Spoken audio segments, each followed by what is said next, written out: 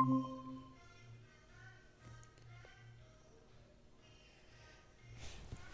right. Good evening. My name is Jim Beingana, and I'll be taking you through this session on how to deploy AI models to the cloud. So, if you would give me a minute, I first. Uh,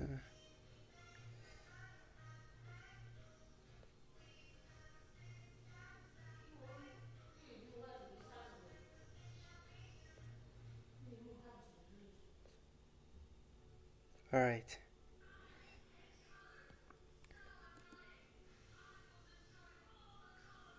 Okay. So, in this session, we are going to cover mainly 4 points. We are going to first look at serving the model via an API. And this basically encompasses, for example, if you have built your model, you have finished to train it, it will show you how to serve it via a web framework. Then we shall containerize that model API, so we shall containerize the entire model and its framework, and then we shall test it on a GPU environment to prove if our API works, and lastly, then we shall have to deploy it to the cloud. In this session, of course, as they had said, we shall use Crane Cloud to deploy the models. Crane Cloud offers multiple ways to deploy the model, but because it's still a research project, there are some parts of it that I don't work as expected. So I'll take you through the parts that actually have been tested and work correctly. So this session will focus on mainly deep learning models or even machine learning models, but the ones that require GPUs to carry out inference. So yeah, there are some models which really don't require a GPU. You can just deploy them on a simple, let's say, render environment. But some specific models, when you try to deploy them on such environments, either due to RAM or due to lack of a GPU, the model doesn't work as expected. So the tools we shall use. So we shall mainly use GitHub and GitHub Actions for CI/CD. This involves basically packaging your application into a container and then publishing it to Docker Hub. Or in case you want to publish your model to Hugging Face, we shall basically use GitHub Actions for that task. Then we shall use Collab for testing our API and trying to expose it to the, like basically testing it to see if it's working as expected before then we carry it on to deploy it to Crane Cloud. Crane Cloud is the cloud platform that we shall use for deployment. The reason why you're going to use Crane Cloud is mainly because, first of all, it's free compared to other platforms. For example, if you had to go to GCP or AWS and you try to deploy, to set up a machine that has access to a GPU, you'll be charged really high fees. Like there is no free GPU that is provided. The only place you can find a free GPU is either on a Collab or Kego, that kind of collaboration platform, or the only other platform that I know of is Crane Cloud. Yeah.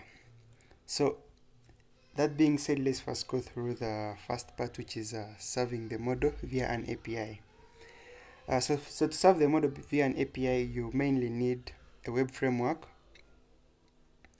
and you need a web server. So for a web framework, there are many. There is Flask, Fast API, there is Django. Like any kind of web framework can work as long as you're using the right, let's say, programming language or tooling tool that can access and interact with your model. Then for a web server, we can use, there are many. There is UVCon, there is Unicorn, there is Dafen. Even if you have, let's say, Nginx, you can also use it. But we tend to go for Fast API and UVCon mainly because UVCon is ASGI native and it's lightweight.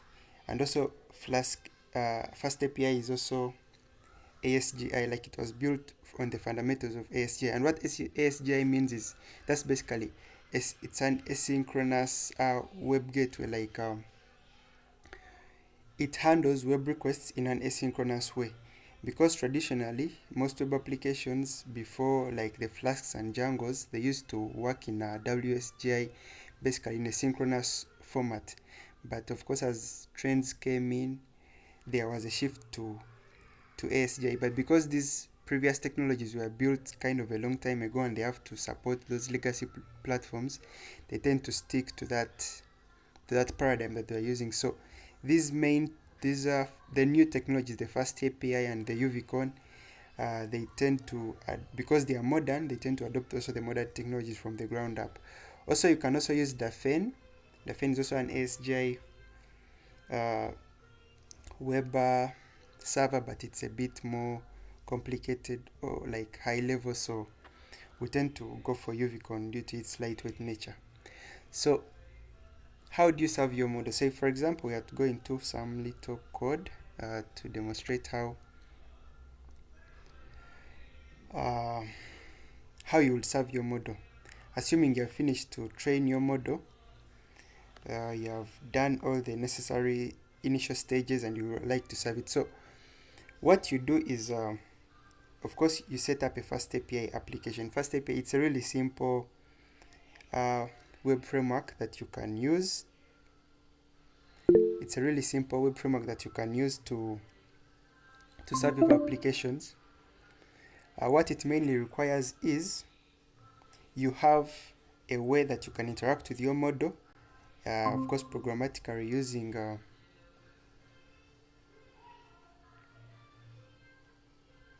sorry, I think my screen.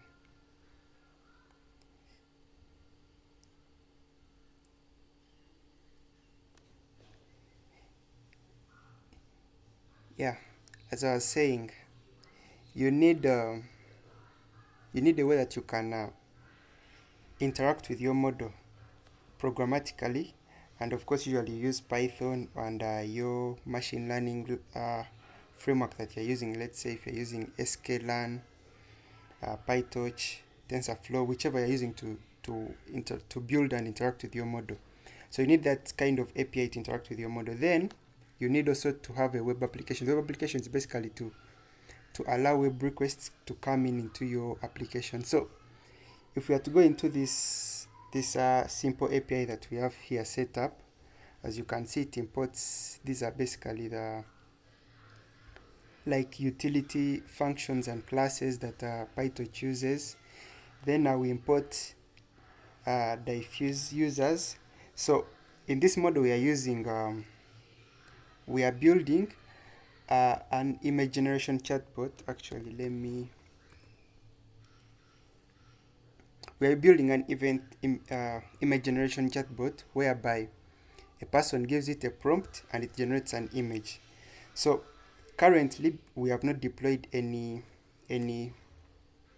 like we have not deployed the model. So we are going to have to deploy the model and make sure this web UI, this is like a simple web UI that I've set up that will help us to interact with the model so that we can show how it works in real world if you, let's say, you have deployed your model via an API.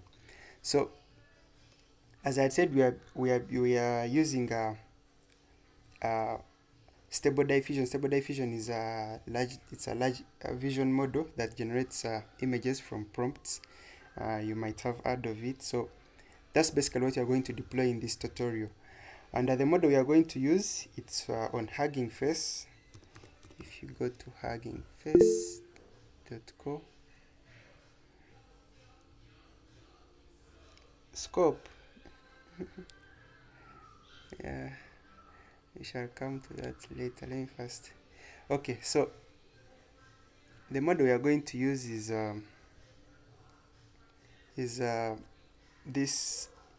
this model. It's on Hugging Face. It's a event diffusion model. It generates images from text prompts, and what we do basically, we come here to our code. Of course, we define the model we are going to use. Then we use these utility libraries to import our basically to import our model, to download it, and then be able to access it through this Flask, Fast API application. So this is basically specific to this model specifically, but of course with your model you have your ways that you have set them up. You can just basically define the code to to interact with them. And in a fast API, there are a bunch of utility functions. So for example, when you are starting up your application, we have what we call the app.onEvent, and then the event is startup. So that's where you load your model. You wouldn't want to load your model each time a person sends a request. So within this function, that's where now we load our model, and we save it in a global variable pipe, and we define an API route slash generate. So if, for example, you're predicting, you can define slash predict. If you're classifying, slash classify. Then once you are done with that, we in our API route, that's where now we define the way the model, like the basically the logic that will happen. So if, for example, a person sends a request, you can send the prompt, and these are like other settings like the height of the image, the seed, the grade scale. These are like other utility settings that we send, and our image carries out basically the inference. Then because the image that is produced is binary, we have to transform it into, we have to encode it into a certain way. So for here what you're doing, we're turning it to base 64 and we're sending it to the UI. So if, for example, you are, let's say, predicting, you can turn it into JSON. If you are, depending on what kind of data you're working with, you have to encode your data in some kind of way. So yeah, somebody had asked for the scope. I don't know if you made the scope of this specific presentation. This specific presentation, we're just going to work with these four main things: serving the model API, containerizing it, testing in GPU environments, that's basically testing in Collab, and deploying the model to the cloud, and there we shall be deploying to Crane Cloud. Yeah, so to continue, so once you have done defining your application, as you can see, it's a really simple thing, just one file, 78 lines. Once you're done defining the logic of your application and how it will work, you'll have to create a container. And a container is just basically a way we package applications so that they can be able to work on different systems. So for example, if I'm using Linux, you can decide to package your application for you let's say you want to share with your group mate and is doing in Windows. If you just give them the code, sometimes it might not work, but if you package it in a container, you are sure that it will work on basically on his setup, and it will also work in the cloud. So usually what we do to package these containers, because usually when you're working with these models, your container has to embed that model within the container. And because majority of, let's say if let's say building an LLM or let's say an LVM, the model tends to be huge, around, for example, this one is around 4 gigabytes. And ideally, you building a 4 gigabyte model on your laptop and then uploading it, it tends to be, it's not realistic. So what we do, we use what we call CI/CD pipeline. So if I'm to come back on the slides, yeah, and I come in on containerizing. As I defined, containerizing is basically where we package our applications into packages like setups or environments that can be shared across different environment, like different operating systems, development environments like the cloud or your local machine. And the standard workflow that we use is an automated CI/CD pipeline or workflow, and there are many platforms like GitHub, GitLab, Circle-CI, but because majority of developers use GitHub to publish and basically for version control, they use GitHub as their main platform. GitHub has an embedded CI/CD platform within it, which is GitHub Actions.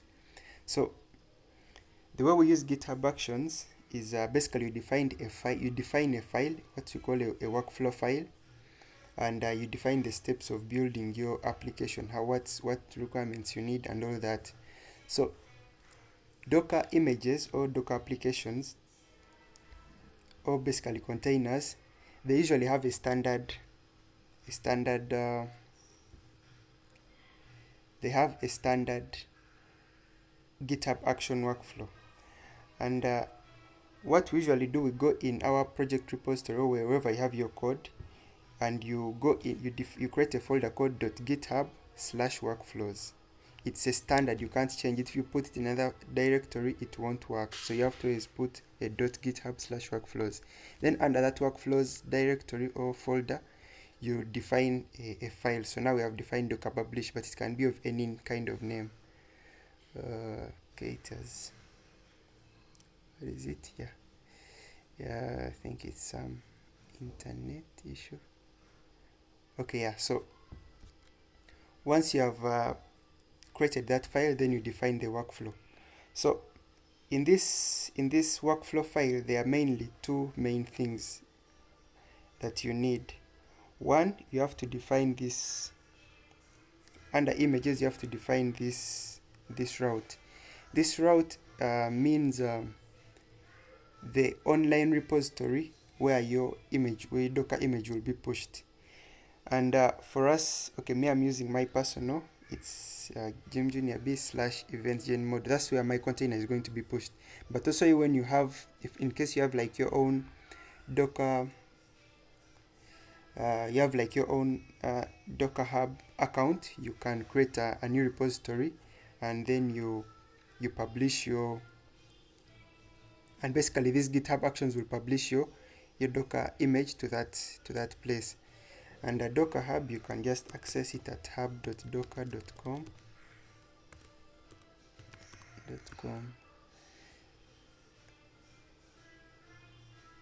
Then you sign in. And create a repository. Then another thing that you also need to take note in this workflow file, there are these two areas. There's what we call they are basically secrets. So we have the username secret and the password secret. The reason why we keep this secret is because of mainly this password. You don't really want to share your password across with other people. Like in case you push this code to GitHub and somebody else sees your Docker password, they can just they can log into your account and do whatever they want. And they can even, if in case you have a card attached to your Docker Hub, they can use some paid products and you end up incurring some fees. Or they can even use it for malicious purposes. So how do we get these two secrets? So the first one, Docker Hub username, that one, it's your username. It's more of a public thing. When you create an account, you can always access. So for example, you can see mine is here. It's more of a public thing. Then this other one, the Docker Hub token, this one, it's although it says password, generally you don't put password when you're doing CI/CD because it prompts you, and in CI/CD you have no way to interact with the prompt. So what we do, we create a token, and the way to create your token is you come here in basically when you create an account and you log in into the interface, you come here under profile, then you come here to account settings, account information. Then you can see here there is a section for personal access token. So there are usually many. There are those that are auto-generated, but then there are those that you create manually by yourself. So you will then have to come and then you generate a new token. You provide the name, expiration date in case you want it to expire. Then since you are now using GitHub Actions to push your Docker image to push your container image to Docker Hub, you'll have to enable read and write access on the permission control select part. If you want, you can also add delete, but I don't really see a need of deleting. You can just do that in the UI interface. So once you're done with that, so for example, you can name it sample token. You can then generate your token, and once you're done generating your token, you can then copy your token. But remember, this token is only available once. you cannot access it. Like once you leave this page, you'll never see this token again. So you have to do everything um, within that period of time. So let's say you have now created your token. What do you do next? You copy your token. You come here to your GitHub repository. Then you come under settings. Then you come to, there is a section here, secrets and variables. You come to actions. Then you come here to repository secrets. Then you create a new repository secret. Then you provide it with the other name that you're referring to in your GitHub workflow file. So Docker Hub username, Docker Hub token. Then you paste your token there. Yeah, so after pasting your token there, then you can then go back to access token. You can then leave this page. And so I will have to delete this. But of course, ideally, you don't really have to delete yours. So yeah, now once you're done adding your secret, of course, you save it. And once you're done saving it, your GitHub workflow file will, whenever you trigger an action, it will have access to basically to that secret, and it will be able to it will be able to build your Docker image and push it to Docker Hub. So another section that you have to take note is on this part. This part which says on. So there are many types of events that trigger an action to let's say build your image or push it. So there is push. Basically, when you push some code to the GitHub repository, there is release, and there is a pull request. But the main ones that majority of workflows you'll find using is a push and release. Push is when you have pushed any commit to your repository, it immediately triggers the action. And release, so you can choose to do whatever you want. You can say push, but of course when you put release, you have to specify the type of release it's published.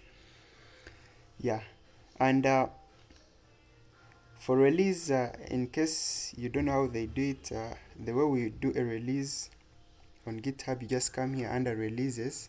There's a section down here on the sidebar, and then you can just come here to and draft a new release. You provide it with a tag, and if it's a new release, you can click create new tag. It says 0. This is more of like the versioning format that Docker Hub accepts. So you have to specify this tag to match that. If you put on another name, I don't really think it will work. So you follow this format. 0. Like there are 3 numbers separated by 2 dots in between them, and you can use whichever number you want. Then of course you click create, you can generate auto, then you click publish release. So once you publish your release, since I had specified my actions to be working on release, it will trigger a GitHub action to begin your GitHub action to begin running. So now the action is going to run. It will do each and everything, and it will push that image to Docker Hub. And once it's done, of course, you can see if it fails, it will show this. If it passes, it's like, I think this is more intuitive. You can easily understand it. Yeah. So to push an action, you have to specify, to push any kind of GitHub image, you have to specify, any Docker image, you have to specify how you want your Docker image to work, like how you want it to look. Like you have to provide it with the source code, you have to provide it with the requirements, like your dependencies. Like let's say if you're using, since you're using, let's say, Fast API, you have to install Fast API into your Docker image, so that when a person pulls your image and runs it on their setup, it instantly starts up, and like all the requirements are installed within that container. So when it comes to our AI models that require GPUs, of course, they're like the biggest GPU platform, the one that you'll find in majority of places, and the one that is also like on Crane Cloud and these other Colab and all that. These are usually NVIDIA GPUs. And NVIDIA GPUs, you just can't access them out of the box. You have to install their drivers. And majority of containers out there don't come pre-installed with these drivers, but NVIDIA, they package their own container that is on. It's also on Docker Hub, and it's named NVIDIA slash CUDA. This is the name of the container. Actually, if let's to copy this and to come to Docker Hub.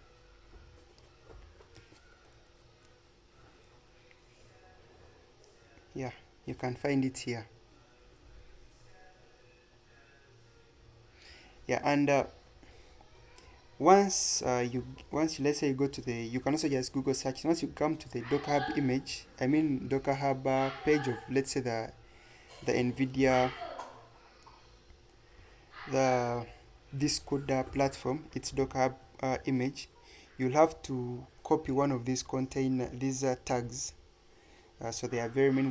There are very many tags. So, but usually the one that is recommended is this one, which it is CUDNN runtime, or then Ubuntu. Okay, you can choose even Debian or anything, but the runtime, the one that has on runtime indicator, is one that you have to choose, because it's one that works in runtime, basically in the process when you're running your application.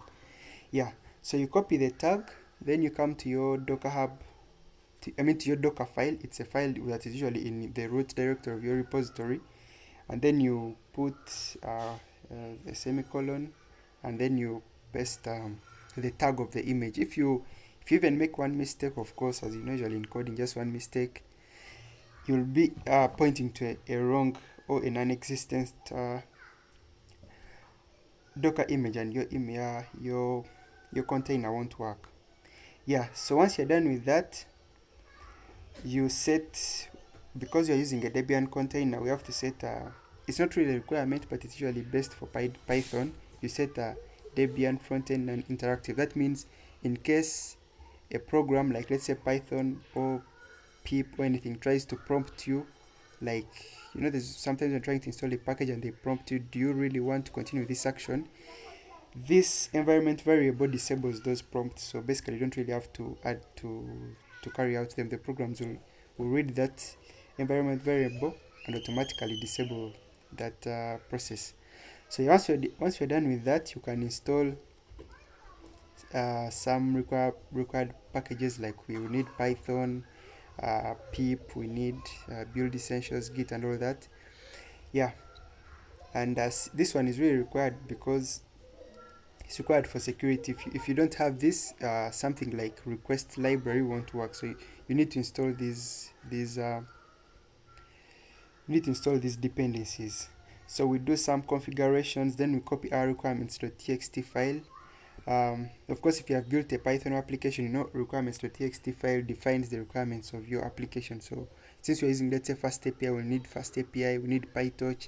We define them in our requirements.txt file.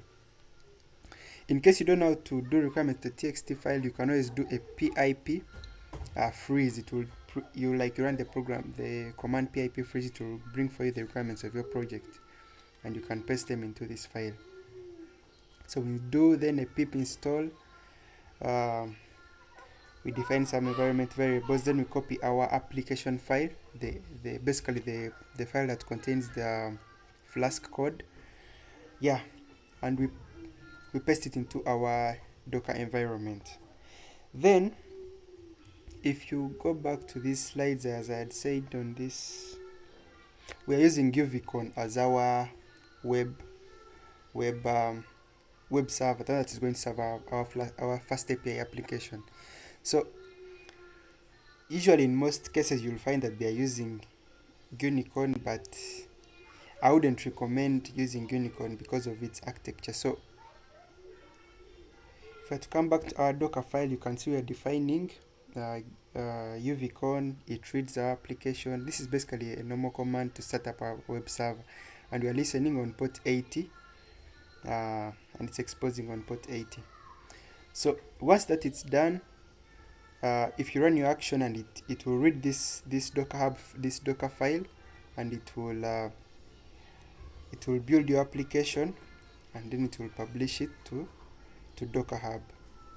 Yeah, you can see the process is working. Yeah, they are installing the pip requirements, then they're building the image. Once it's done, it will then push the images to our Docker Hub. Yeah, so now once you're done pushing your images to Docker Hub, and let's say my profile.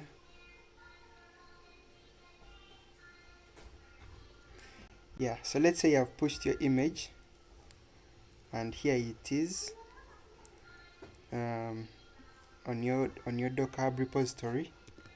You can then now since you have already containerized your application and you have pushed it to a repository, you are able to deploy it to a cloud platform. So if you go to the next slide that talks about deployment, yeah, so there are many platforms that we can use for deploying our applications, we, and different platforms are for specific problems. And now when it comes to AI, due to the specific kind of niche requirement of having a GPU in our to for our AI models, since majority of AI models require their inference step requires a GPU. Like it can work on CPU, but it's really slow and not efficient. Choosing the right cloud platform is key. So of course there are the big platforms. Like I have a small table like demonstrating which platforms you can use. So there are these big platforms like AWS, GCP, Azure, or Oracle. Yeah, those ones, majority of them, these are like established companies. They have GPUs, but their GPUs are paid. Like there's nothing for free on their platforms. And of course they also support CPUs. Then you can also go for a bit cheaper, relatively cheaper than platforms that are relatively cheaper than this. So of course, let's say you plan to deploy your model like in production, like beyond just coursework or anything. You can also opt for these ones that are a bit cheaper than these big platforms like DigitalOcean.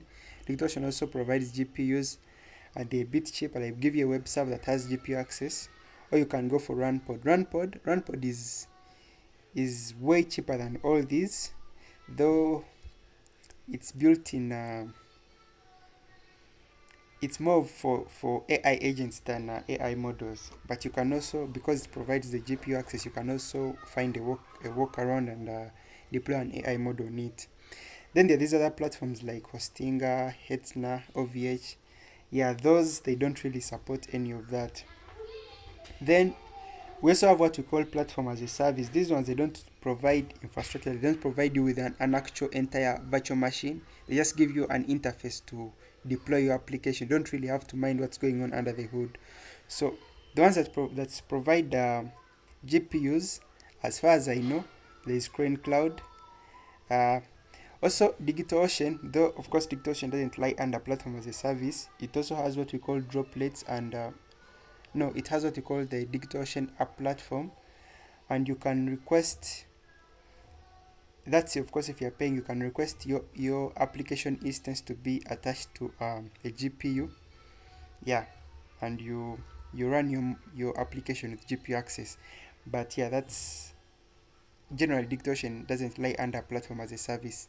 Yeah, but Crane Cloud provides GPU access, and it's free of charge, mainly because it's still a research project at the university, and even their infrastructure is given to them for free, so they generally also provide the services for free. And there are also other platforms like Render and Heroku, but these ones they don't provide any form of GPU. Like they don't allow you to deploy to GPU instances. However, if let's say you're doing like a traditional machine learning models, like you're doing some simple linear regression models, some sklearn model, that this classification mode, this simple stuff, you can opt to use these platforms if they work fine for you, or mainly because they're already established platforms, you can use them. But in this specific use case where we are deploying models that require GPU access, we are not going to use them. We shall have to use a platform that also provides GPU access. Yeah. So let me give you a demonstration on how to deploy your model to Crane Cloud. Yeah, so on Crane Cloud, when you're going to deploy a model, basically the workflow is you create a project, and then under your project you can deploy applications. And say you want to create a project. Crane Cloud has different what are they called? Different. They are more like data centers or instances that you can deploy to, because under the hood, Crane Cloud uses Kubernetes, and it has multiple Kubernetes clusters. Some support machine learning, some don't. So you have to be careful on what you choose. So let's say you create a project, you provide it with a name, a description, a project type. If let's say you are doing personal student, whatever you're doing, yeah, so you can select if it supports machine learning or not. And then if it does, they have multiple locations. So if you're not supporting AI, it will give you this Reno cluster. If you're supporting AI, it will give you access to the Ahumane ML cluster. Yeah, so this is a cluster that supports AI. Then you create your project. So yeah, once you're done creating your project, I may already have a project. I don't really want to create another project. You can come under your project dashboard. Then you come here to deploy an application, basically add a service. Yeah, so in their user interface, they show that they have these sections whereby you can train a model. That's in case you have not yet trained your model, you can train your model. But this one is basically what it does. It spins up a GitHub notebook, of which I see ideally we already have platforms like Google Colab. It's better use something established like Google Colab, or you can choose to deploy an already trained model that, let's say, you have deployed to like Hugging Face, or if you are using MLflow, or whichever service that you're using. So they have like they request you for a model server. You can use, there is sklearn, there is MLflow, and there is Hugging Face. Yeah, so if you're using if let's say you have built a model that is already structured in a way that it can be easily pulled from Hugging Face and deployed as a service or as an API, you can do that. But in our specific scenario, we have not yes, we have the model on Hugging Face, but we are not using an API on Hugging Face, because our final goal is to attach that model to this user interface, and the user interface is using a simple generic workflow. So we are not going to use the default API that is wrapped on top of Hugging Face models. Yeah, so if we are to return to this, so first what we shall do, rather than using these options, we shall click on deploy application. Yes, once we come on the deploy application page, yeah, we shall not use this mirror platform. We shall come here on deploy single application. We provide the application with a name. So let's say so event mode, can say test deployment event model. Yeah, I think that name can work. So then we provide the name of our Docker image. So since we deployed our Docker image to Docker, you can always come to your Docker hub, get the URI of your Docker repository. If you want, you can also specify a tag that you want to use. Yeah, so for us, we are going to use the latest, which is 0.4. So I come here, I specify my Docker image, and I don't know if you remember, in our Docker file, we had specified that our application is going to listen on port 80 under this UVCon command, and we're also exposing on port 80. So that means we're here under port, we shall specify port 80. Even if you leave it empty, it will go to port 80. But in case you specified like something like port 8000, 8080, 3000, whichever port you specified, you'll have to specify that, because if you don't, or specify a wrong one, you won't be able to access your application. Then under replicas, Yeah, this you can leave it to 1 unless you require to. If you deploy like another application, you can, because models are stateful applications, you really have to leave it to 1. Then entry command, you can leave this to empty because we already have defined our command here in our Docker file. But in case your application is using another entry command, you can then you can specify that. We don't need any environment variables in our specific case. Yeah, I think we are good to go. Then you can deploy the application.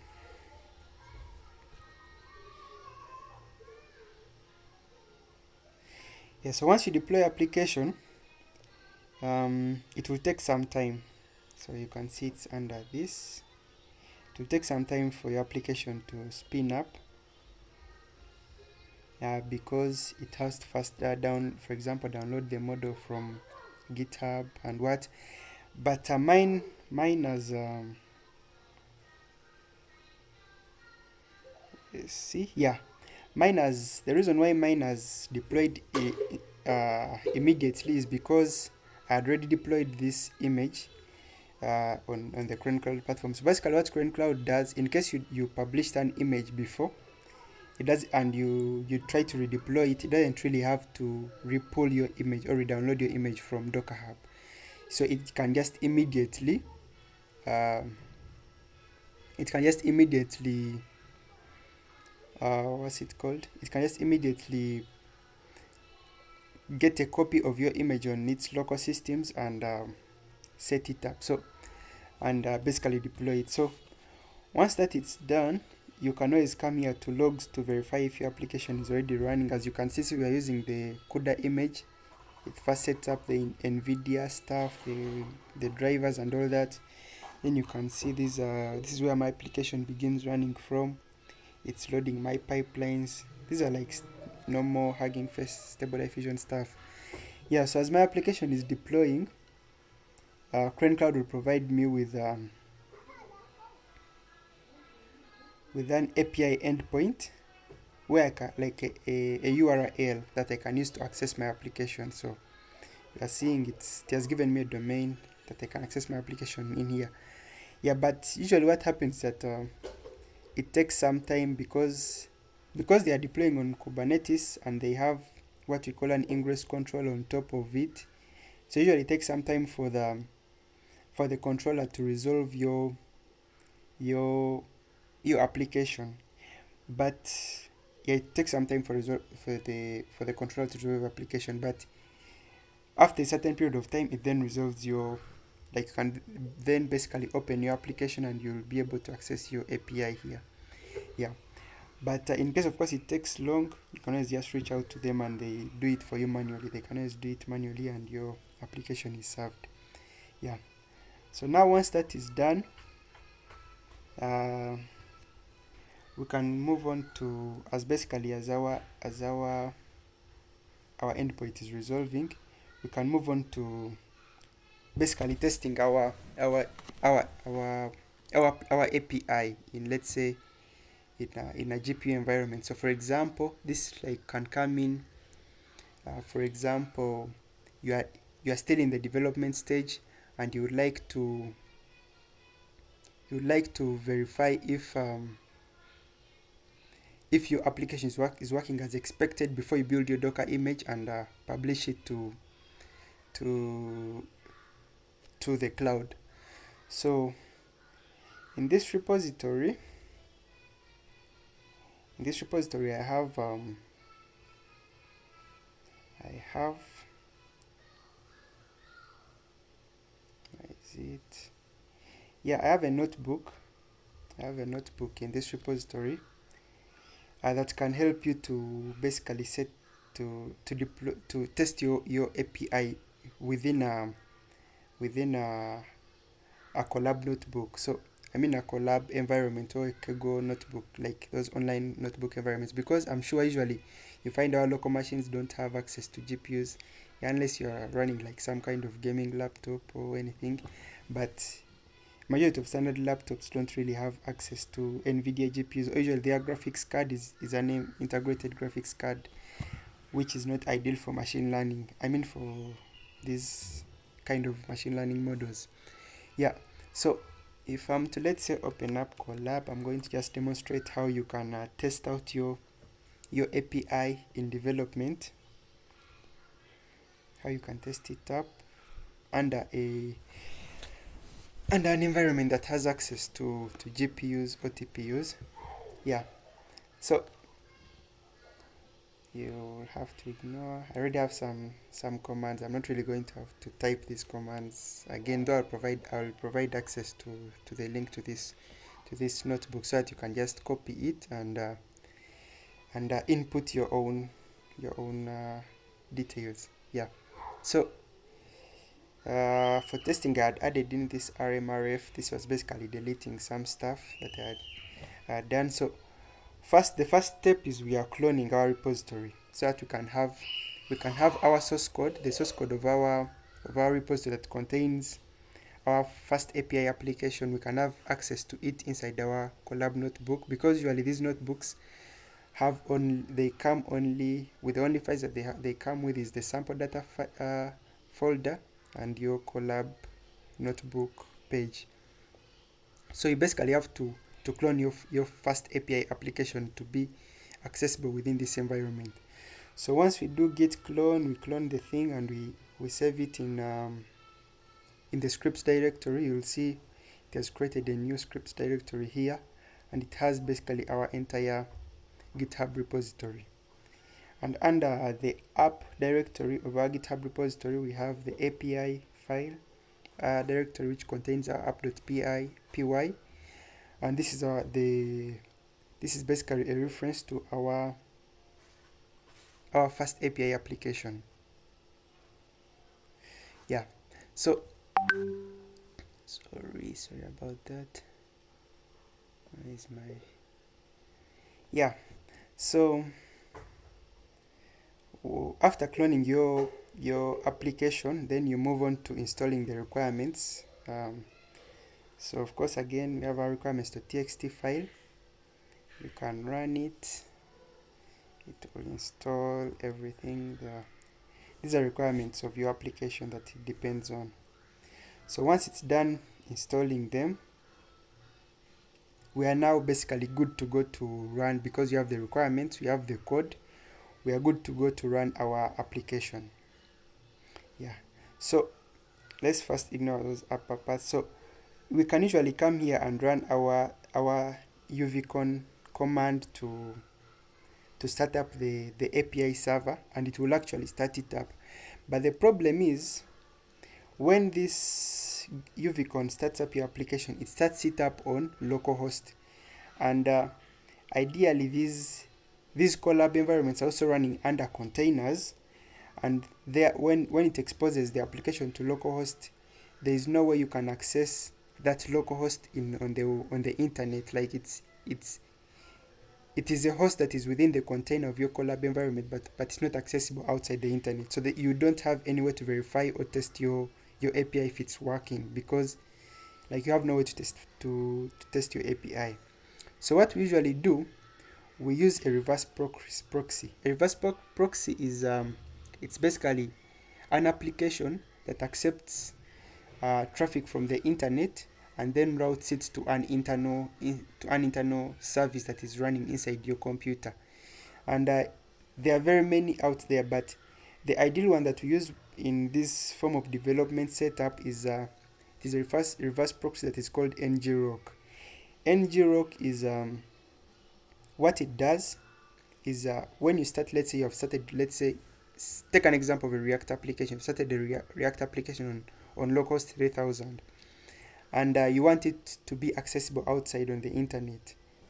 So what you do, you run the ngrok command, and it will generate for you a URL, just a random URL, a random domain. The same way, let's say, Crane Cloud generates for you this, because also in Crane Cloud, your application is running in a container inside the Crane Cloud cluster, and Crane Cloud provides for you this URL, and then the traffic comes in via the ingress service, which ingress is also a reverse proxy. Yeah, so what we are doing here, we are installing a reverse proxy for our Collab environment, and we're using ngrok. So what you do, you can always come to the website of NGRock, just search NGRock,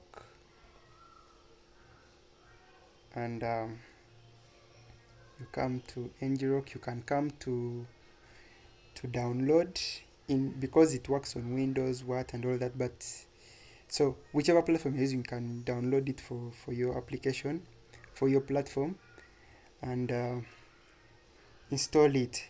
But because these notebooks run under, like, basically Collab notebooks, even Kego notebooks, they run under Linux containers. So they are using a Linux environment. They're using a Linux operating system under the hood. So what you'll have to do, you'll have to set up a way you can install it via Linux, like the Linux way of installing stuff. And since Collabs use these notebooks, use Collab notebooks, and even Cargo notebooks use the Debian operating system, we shall have to use apt to install them. So when you come here to NGRock website and you log in, okay, of course if you are new you'll have to sign up, but me, I already have an account. So you log in, they provide you with a set of commands on their dashboard. So yeah, for example, I'm using Linux, it automatically detected. So you basically copy these commands, you copy them, you come to your Collab notebook, you paste them, and you run them. You run them, and it will install the NGRock CLI tool under the container that your Collab notebook is running on. So yeah, once it's done installing that, you then come and run this command. Because this NGRock is a software as a service, they require some kind of authentication to provide you with that URL. Before, they even never needed authentication, just run it, but nowadays they updated, so you'll have to configure a token. So the notebook, you'll find that the notebook that I provided you with, it doesn't have a token in. Of course, like there's no, I would be providing my own token to that, but of course you just use your account token. So you can always come here under token. Then they provide you with the token here, so you can usually just copy your token.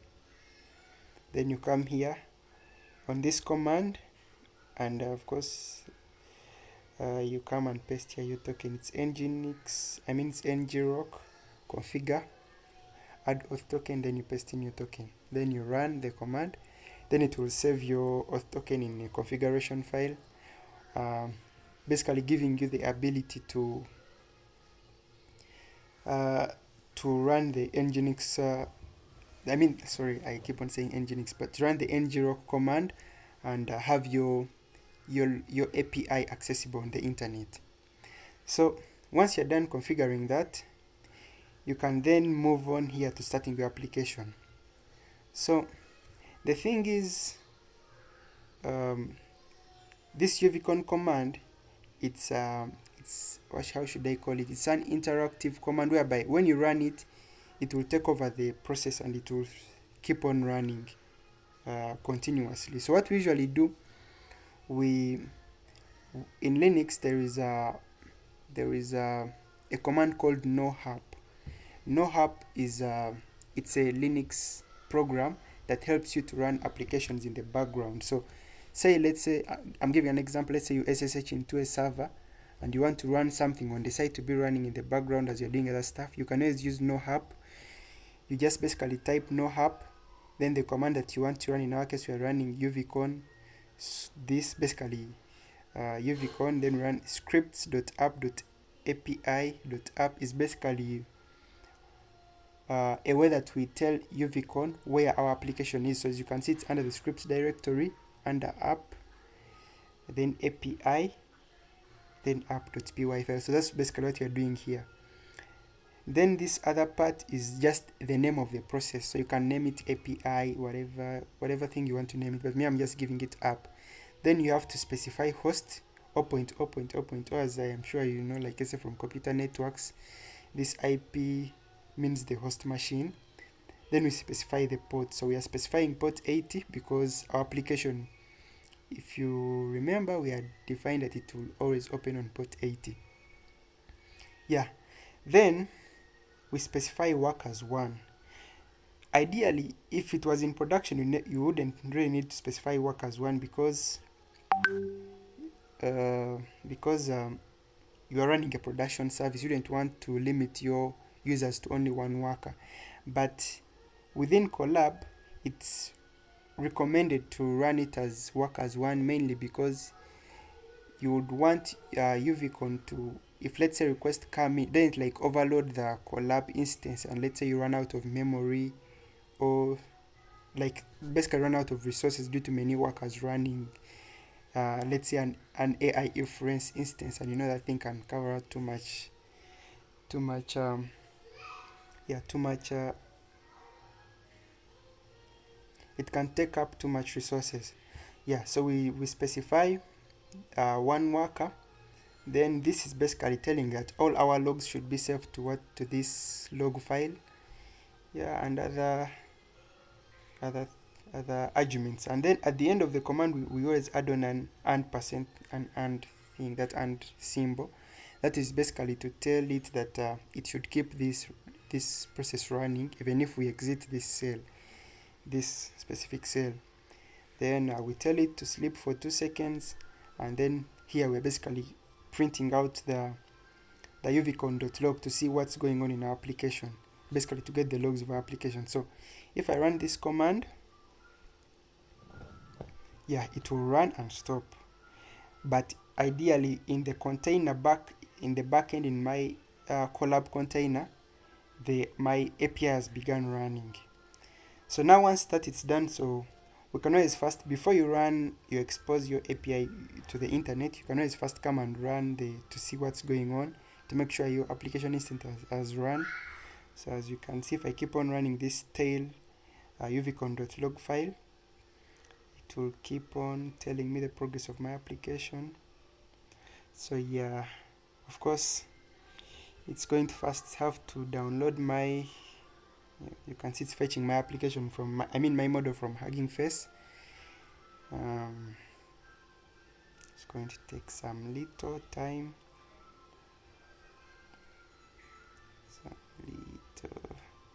Yeah, it's done. It's fetching the model files. Yeah, and I think you can see now my application is running on port 80. Yeah, so now since my application is running on port 80, I can now come here and tell ngrok, the other previous proxy that we had, that I want it to generate for me a domain name, or like generate for me a URL, and that URL should redirect all traffic to port 80 to whichever instance is running on port 80, and of course it should use the HTTP protocol. But of course, even if you're using WebSockets, whatever, all of them are built on top of HTTP, so it doesn't really matter. You can just say HTTP, unless your application is using some other protocol that doesn't depend on HTTP. Yeah, so once you run this, because this program has to keep on listening for instances as they come in, it won't really turn off immediate, like it won't turn off, to remain running continuous until you explicitly tell it to get off. But what you do, if it was like a normal shell, like a normal Linux shell, it would print out the URL.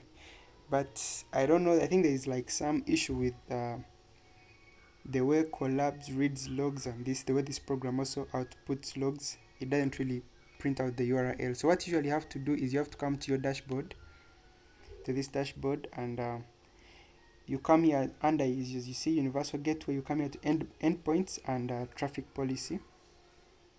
Sorry. Yeah, it's actually under this. And then you come here, it will list for you all the endpoints you have. In case you have nothing will come back. So this is what they have generated for us, and you can actually see it's running on Linux. So you can copy this URL, and this URL will always redirect all traffic that is coming in to our instance of the application that we specified here running. So now, to verify that our now our API is working. This is like when you're testing, you can now come here. We have our UI. Then I can paste in the API endpoint that I was given. I paste it in here. Actually, I can first verify. I can first come open it in the browser.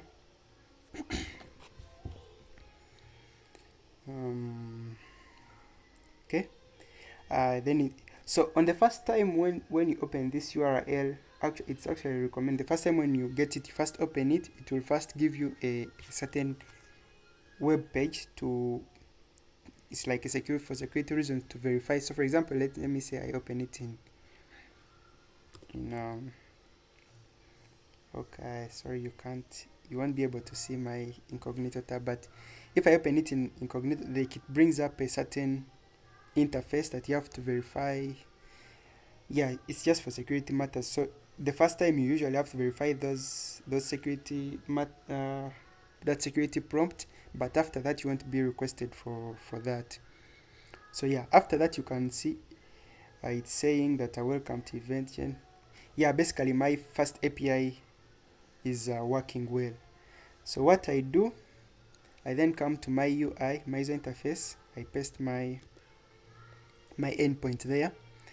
Then I can come and just now to verify, is my API working? If let's say I send a request to it, is it loading the model well? Is everything working well? Then I can come and let's say prompt my model. So now this one is basically, I can just copy this. We prompt it. Yeah. And wait and see. Yeah, of course, as you see, this is. So yeah, it works. Like it sends you, like it actually sends the message to your first API instance that you created, and it sends to the model. So in case like your code wasn't written well, here is where you can verify from that your thing is working well. So with that, I'm 100% sure that my model is being served by fast API well, and it's working well, of which ideally you wouldn't, if let's say your model was using a GPU, you wouldn't be able to verify it on your local machine if you don't have like an NVIDIA GPU installed on your machine. So the whole point of this setup is to give you a way that you can test your APIs like during development. You can test them and within an environment that has access to GPUs and TPUs. Yeah. So that being said, I think uh, I think this is it. Like you as you can see, you're able to deploy your model to Crane Cloud. You are able to test it in Collab. So in case, for example, my model wasn't working well, like there was a certain error, let's say in my code, I can always just come back, update my application file, say there's a syntax error or whatever. Then I push the code to GitHub. Then I just reclone my repository. Then we run my application again. Yeah, and verify if everything is working well. So yeah, I feel like I've exhausted. Oh, yeah, I feel like I've exhausted what I had. And in case there is nothing, yeah, thanks for attending. So yeah, now in case you have any questions, this is where now you can ask. If let's say the the presentation wasn't matching your model, let's say your model requires some other different thing, you can ask, and I'll give you, unless otherwise if there are no questions, you are fine leaving the meeting. And I'll leave. Yeah, somebody was asking if we can get the link to the public repo. I'll share the link to the public repository with the recording, and the public repository contains all the notebooks, so you can be able to just copy the code and the Docker Hub and everything. Yeah, that being said, if you have nothing, like let's say you have no question, it's okay to leave the meeting.